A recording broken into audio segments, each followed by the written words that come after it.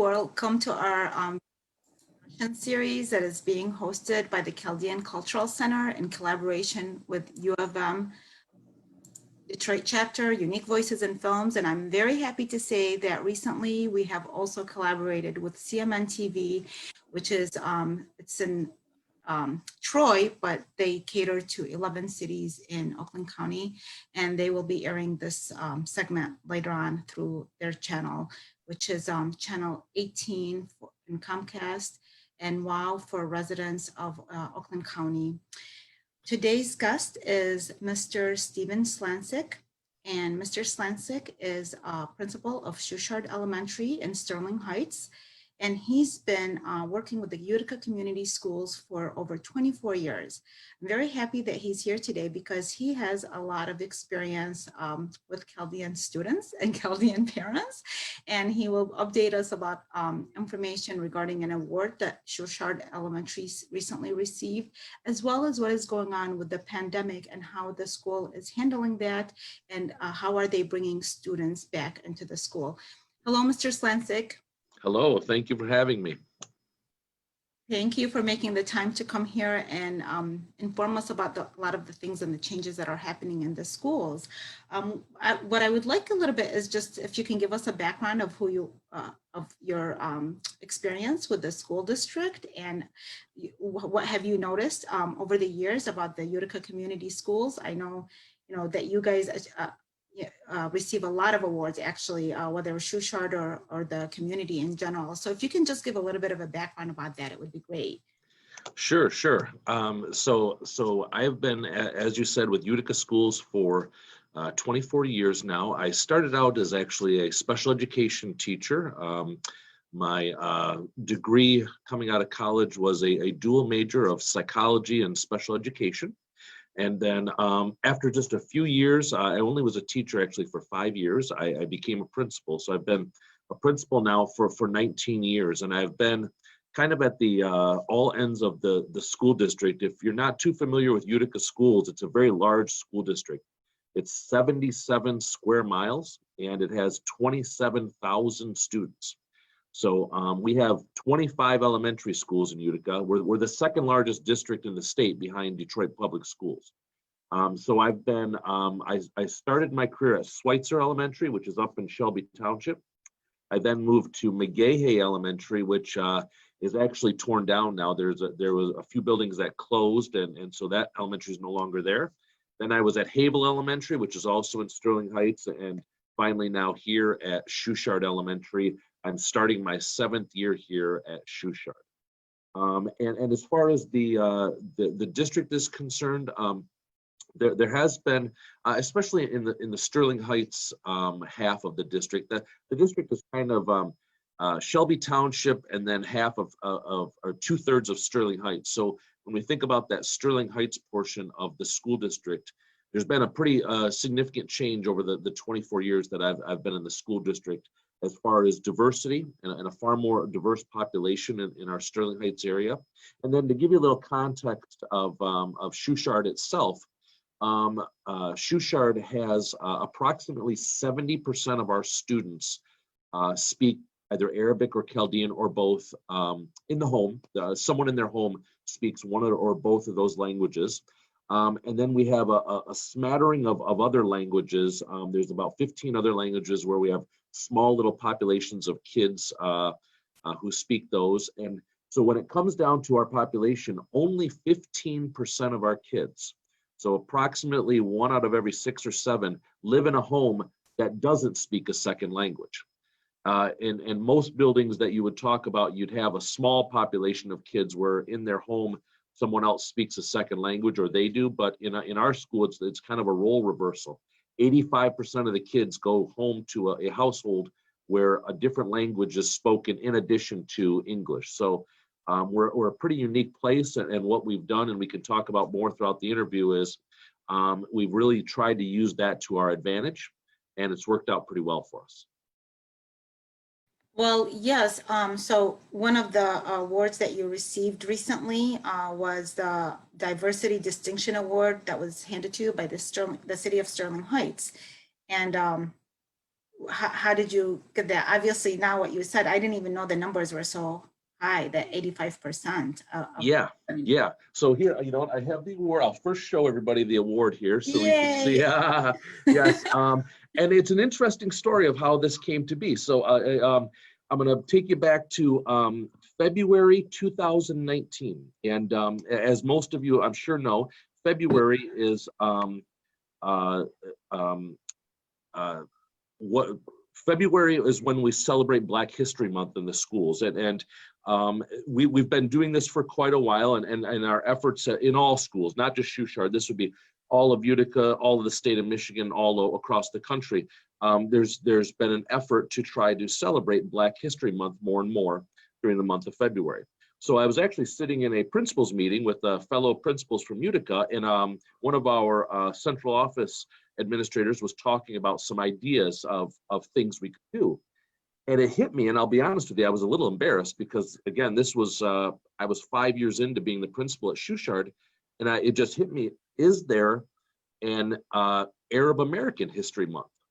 And so I quickly Googled on my phone, and sure enough, there is. Now, this is a fairly new thing. I think it just got, I guess, a national recognition a few years back, but April is Arab American History Month. So what I took, I said, oh my gosh, we need to do something for this. So I immediately, within a week after that meeting, I set up a meeting here. I have 2 teachers in my building who are Chaldean and 2 teachers who are Lebanese. So I brought the 4 of them together with myself and sat down and I said, hey, I never knew there was an Arab American History Month. We need to do something for this. And I quickly learned a lesson about the word Arab and what that means to different groups of people. So initially, my 2 Chaldean teachers said, you know, we're not really big fans of the word Arab. In fact, to a lot of Chaldean people, that word can be offensive. Now, which I didn't know, and admittedly, right, I kind of thought that the word Arab just meant someone from the Middle East, but it turns out there's a lot of different feelings and history behind that word. So my 2 Chaldean teachers were not a big fan of the word Arab, and hence celebrating Arab American History Month. So then my 2 Lebanese teachers said to me, well, we're not a big fan of the word Arab either, because we take our history back to the Phoenicians, not Arabs, and so we really don't like that word either. And so here I'm like, okay, well then if, you know, my largest group, the Chaldean population is not, or this could offend them, and then my teachers here who are Lebanese, this offends them, then we really can't do this. So what are we going to do instead? So what we came up with was, instead of celebrating Arab American History Month, we switched it to what we called a cultural celebration, where regardless of who you were or what your background was or what your history was, ethnicity, race, didn't matter. We were going to have half the day where it was kids celebrating whatever they were and whatever they wanted to celebrate. And then half the day we had groups come in to talk about specific cultural, we had, I'll go through the list here. We had the Friends of Historical Hamtramck come in. We had the Arab American National Museum come in. We had the president of this Diversity Council for the city of Sterling Heights, Willie D. Chavez, came in and did a presentation on Filipino culture. So we had a learning portion, and then where kids could do their own presentations and celebrate whatever culture they associated with. And the day went awesome. And how, as I mentioned, the president of that group for Sterling Heights, their Cultural Diversity Committee, how he came to come to this was, I actually went to one of their meetings because I wanted to ask for resources and for if they had any leads on groups that I could invite to this. And so that was my start with the City of Sterling Heights Cultural Diversity Committee. And once we had the Cultural Celebration Day, it went so well, and the word got back to that group. And then there's also a connection because one of our teachers, her name is Amy El-Zaheni, her sister-in-law, her name is Cosetta El-Zaheni, is on that committee. And so between all these connections and the city having a part in our Cultural Celebration Day, that is how it came to be that we got nominated and then won the award for the Diversity Distinction Award was given to myself and the staff of Schuchard Elementary And I can read it's a very nice, it says, in recognition of practices that promote, recognize, and reward diversity in the city of Sterling Heights. And the beauty of it, and this is a good time to mention this, with being not only with Schuchard falling in Sterling Heights and within Utica schools, both of those entities really do an exceptional job of trying to promote and celebrate diversity. So, as much as I'm proud of our school and proud of our building and proud of our staff, and we've done a great job, it is helpful when you're not having to fight against your own district or fight against your own city, because all the groups, the city we fall under and the school district fall under are both really promoting, in Utica, we use cultural proficiency is the term we use, right? Where we don't want to, a lot of people just want to acknowledge diversity. We want to go beyond just acknowledging it. We want to celebrate it. And so that's our goal, right? We don't want to say, oh, hey, we welcome everybody. Well, that's pretty easy, right? But when you say that, are you really celebrating everybody? Are you really trying to make sure that everybody feels like they're an important piece of the puzzle in your building? And that's kind of the route we've taken, and as I said, and I know you mentioned, we've been blessed enough to win many awards at the building. We were a reward school, named a reward school by the state of Michigan, and the beauty of it is the state of Michigan gives that honor to schools in 3 categories, and we earned it in 2 of the 3 categories: overall growth and what's called beating the odds, which means that we were scoring above other buildings that were similar to us. We were named a National Title I Distinguished Schools Award finalist. We have been named to the Mackinaw Center for Public Policy's list of most improved elementaries twice. So we've had the honor of getting many awards, with the Diversity Distinction Award being the latest that we're very proud of. Yeah, well, what you said is, it's one thing to talk about diversity, and then it's another thing to incorporate it into the school, and so that the children can really feel it. So we were, even the Chaldean Cultural Center has come to the school where, in front of a large students, and who got to hear about their history and their heritage. And it was very easy to create that, to schedule that, because how much you respect and understand the value of that. And prior to the Chaldean Cultural Center coming in, just my observation over the years, because my kids attended Schuchard Elementary, is that there's been many people that have come who the students can connect with, including, I forgot the name of a priest, but a very popular priest in our community. They're also popular in different ways, so I'm not sure. Yeah. I think it was Father Anthony that at that time was very, and then he was invited in, and it was, and this is the extent of you showing how much you care about the students and really making them feel like you understand their culture and their heritage, and honoring them in that way. And you have additionally, this is something that I'm interested to kind of get your view on, because I know that at what point I met with you and the administration at Schuchard and some of the teachers. I did an interview for the Chaldean News about Schuchard, in which you really, you gave a lot of in-depth insight about the dynamics of what you saw as the Chaldean American students, the Arab American students, and their parents, their relationship, what was needed, what are the things that you were trying to reach out to the parents and say. I don't know if the things have changed then, but what were the issues before and what are they today? And what is something that, like, a lot of Chaldean parents are going to be hearing this, that their kids are in the school, what would you like to tell them, and how can they participate more into their students' lives, or what are some things that they need to hear from you? Yeah, no, and I'll answer that in just a second, but I want to piggyback on a couple things that you mentioned. So yeah, when we talk about celebrating kids, you hear this word tolerance a lot in today's world, right?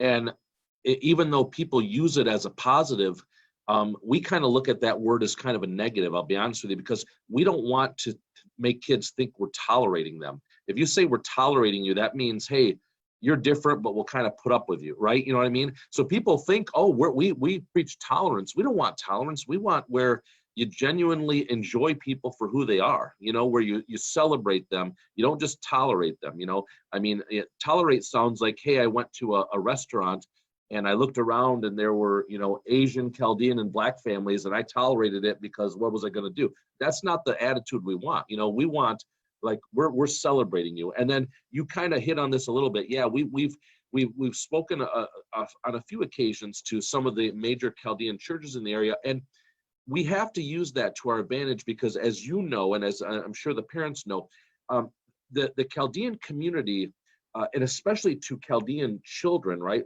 There is such an intertwining of religion with their whole life. Like, and I'll admit, like with many of other people in the community, like church and God is something you think about on Sundays, right? And the rest of the week, yeah, maybe I will, maybe I won't. With so many of our Chaldean students, like church and God is every day to them. Like if they with our kids here, if you say, oh, you're done with your work, why don't you draw for a few minutes?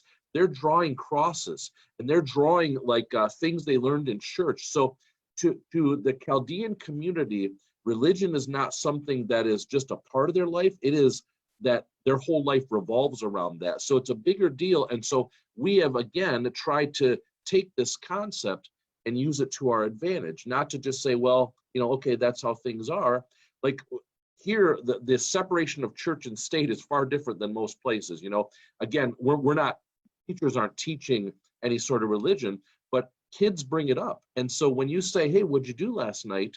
And a kid started, well, I went to church because it was my, my communion or whatever you want to say. And we let them talk about it. We let them share ideas. We want the kids to know that, whatever is important to them is important to us. That's the message we're trying to get out. Now, you talked about what would I say for Chaldean parents, and from early on, and you were one of the first parents that we met with, in the early years. One of the things that we've really tried to make parents understand is that there is no need to be embarrassed about your level of language proficiency. And we still fight that to this day. We have a lot of parents who, because they believe they don't speak perfect English or that their English is limited, that keeps them away from being part of the school. And that's not necessary for a variety of reasons. Number one, we want every parent involved. So that's just kind of the basic premise. But number two, we have so many parents here who speak Arabic, Chaldean, or both, that if you truly are limited in your English, we have a ton of people that can communicate with you. And so that doesn't become a problem. And we're not asking parents to come and teach, sixth grade math concepts. We want, well, right now is different because we can't have, volunteers in the building because of the pandemic. But under normal circumstances, we're asking, to, work with kindergartners on letters and sounds, flashcards, make copies. So oftentimes parents believe that their language skills are a limitation that would make the school not want them to be part of it. And that couldn't be further from the truth. Now, another piece of advice, and hopefully I can make this make sense to parents. There's kind of, if you think about parents, there's three levels, right, of your English skills, right? There's a parent like yourself, that's been, that there's no issues. You understand, you can speak Chaldean and Arabic, but you understand complete English. There are the parents that are the complete reverse, where there's almost zero English or zero English, right? And so when they come in, we know immediately we need to find someone to interpret, and so that we can communicate with them. That actually level of parent, when there's zero English, is easy for us because we have so many people that can translate, and we know that we're getting the right message. Where we struggle, and what I would ask parents of, is don't ever pretend to understand us when you don't. And unfortunately, we get a lot of parents who do just that. Their English is decent, right? They have conversational English, right? If you ask them, oh, how's your family? How's your day? They can answer. But when it comes to speaking academics, right? When we try to explain to their child, like, hey, your fifth grade student, they're struggling in social studies. It's because they're not, they shake their head, yes, like they understand us, but they don't. So what I would say the most important message to parents is, if you don't understand something and it's because of a language barrier, don't feel embarrassed. Don't feel like you have to pretend that you understand.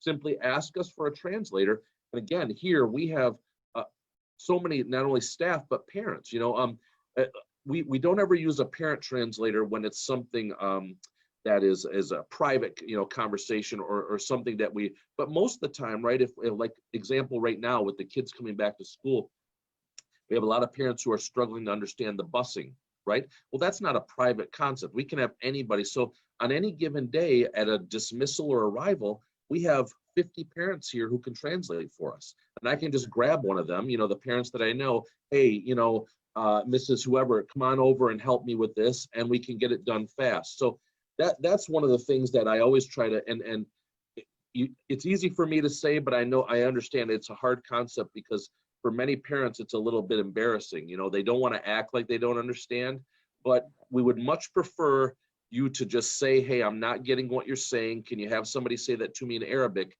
instead of leaving, not understanding, and we're not solving the problem? Does that make sense? Yes, because I do know parents that are like that, who are in a situation where the communication level is affects their children. It affects their children. So the teacher is talking about the status of a student and issues or challenges that they're facing, what they're good at, what they're not good at, and the parent and the lack of communication that happens really leaves either not understanding fully or just grasping the things that she did understand, and then kind of coming to say, like, to me after, when I'm not even in the meeting, and saying, well, the teacher, I think, and there's so much confusion, and I can't help at that point because I'm not at the meeting. I don't know exactly what happened. And she's trying to solve the issue when I'm not there, and the student is not there, the teacher is not there, and it's all from what she grasped. And so there's a disconnect a little bit there, but of course, yes, as I know that your school tries to address that as much as possible.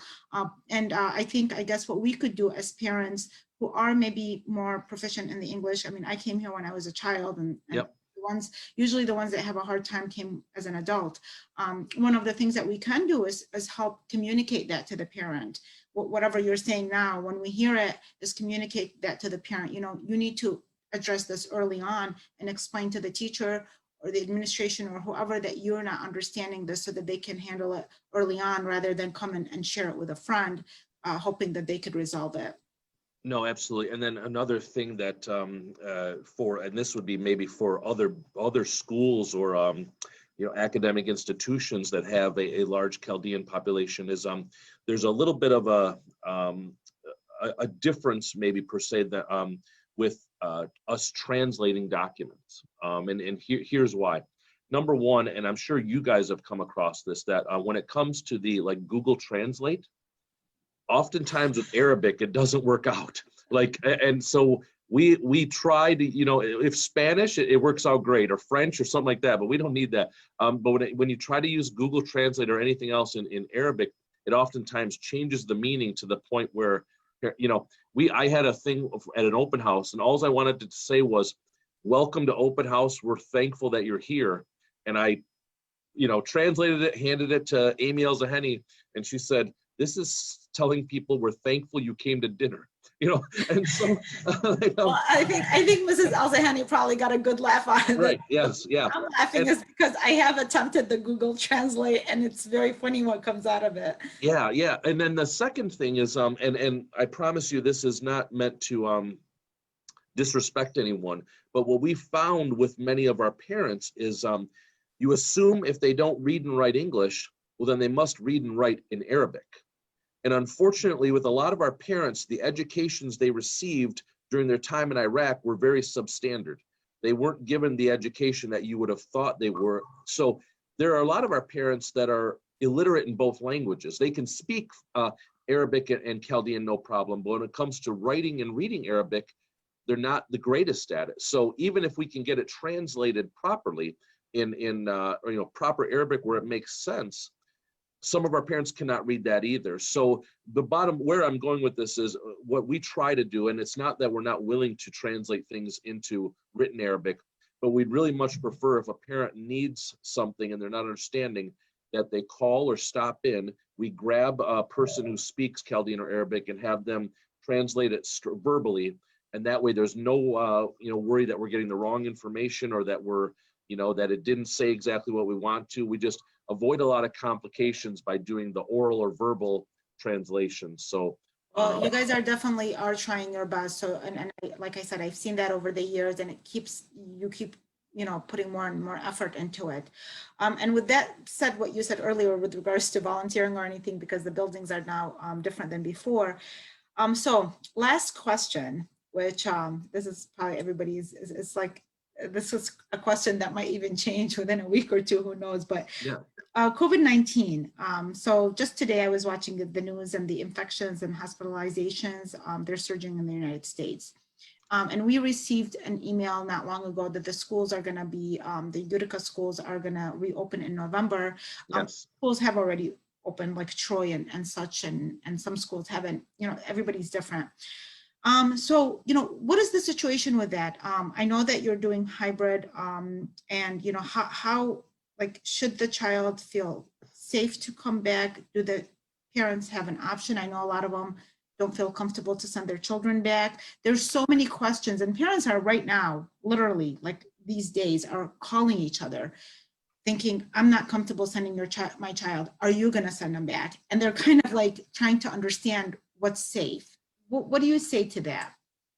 Well, no, and it's a very hard and complicated answer. Before I maybe give you my thoughts and opinions on this, I should say one thing that, and you guys are probably aware of this early on, and even now, I shouldn't say this early on, throughout this pandemic, the news has reported that there have been specific minority groups that have been hit harder than others by not only more cases, but unfortunately more deaths. And on the news, you hear about the largest populations. They may report on the Hispanic population or the African American population. And because the Chaldean community is relatively small compared to some of the other groups, they don't get much, we'll call it news. But I know for a fact, by being so connected with this community, that the Chaldean community, especially in our Schuchard Sterling Heights area, was hit very hard with coronavirus. And I think there were a couple different reasons. Early on, when many things had to shut down and many people were able to isolate at home, a lot of our parents are business owners, and a lot of them are business owners that couldn't shut down, whether it be stores, gas stations, whatever. They had to stay open to allow. And so many of our dads, unfortunately, did not have the option, like I did, to stay at home for months and not bring anything to and from their communities. They were forced to keep their businesses open. And then there's a second factor where many of our families, the Chaldean families, have multiple generations living in their households. It's not uncommon to have grandma and grandpa living with you. And so when you've got dad still going to work and grandma and grandpa in the household, it was a bad combination.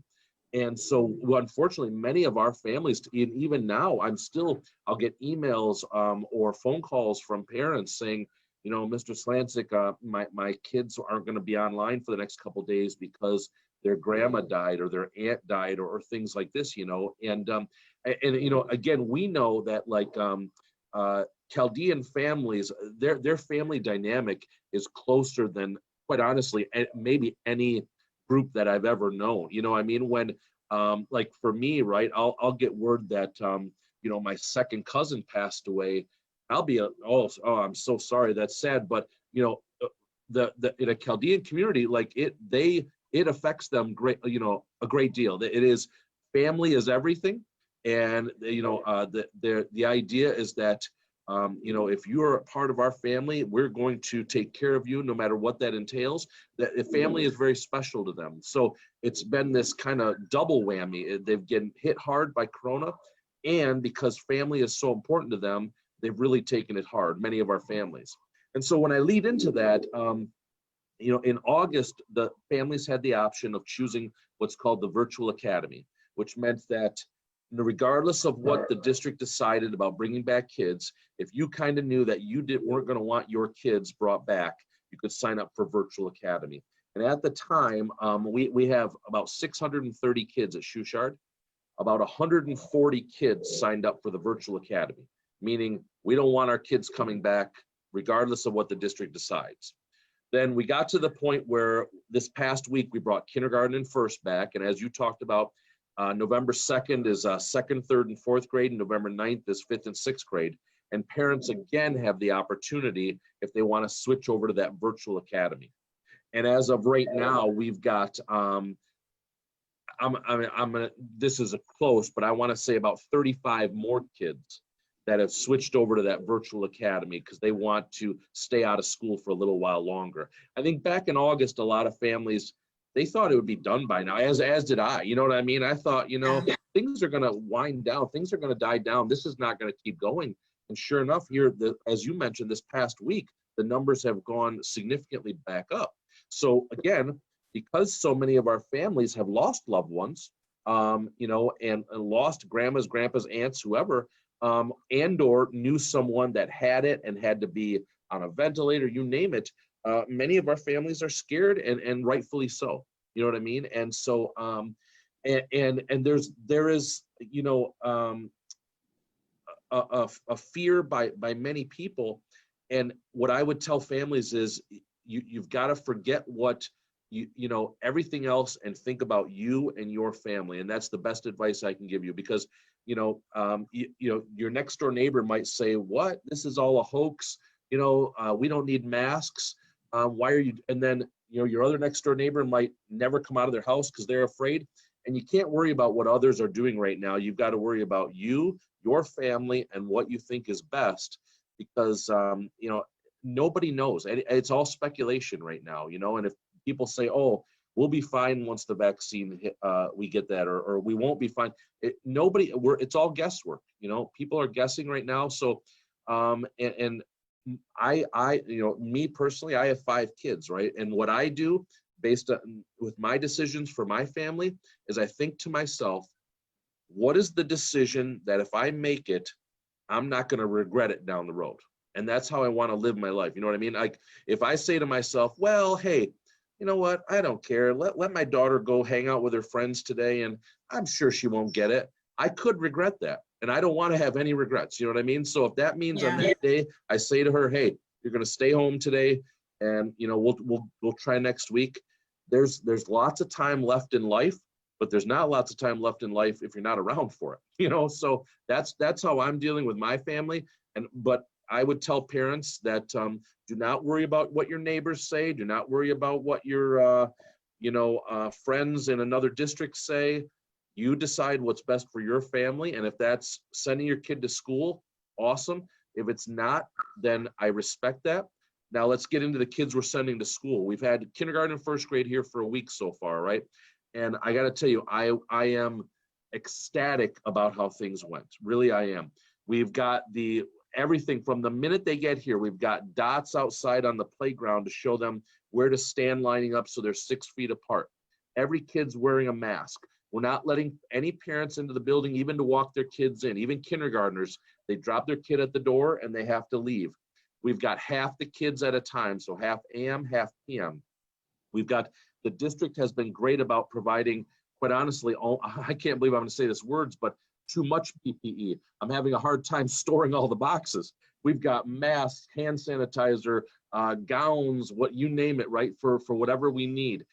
We've got a health room specifically for, you know, because we've got here in the clinic at the office, if a kid gets hurt or, is, bleeding on their knee or some such thing, but we don't want anybody who has COVID symptoms coming to the office, because then you'll contaminate everything. So we have a specific room. We're using our science room where that's only for COVID symptoms. So if there's a kid who, showing up to school and all of a sudden he's looking like, his cheeks are red, he's probably got a fever, we don't bring him to the office and infect everywhere. We take him to that health room where we have a specific parapro that watches them in there until the parents come get them, keep them away from everybody.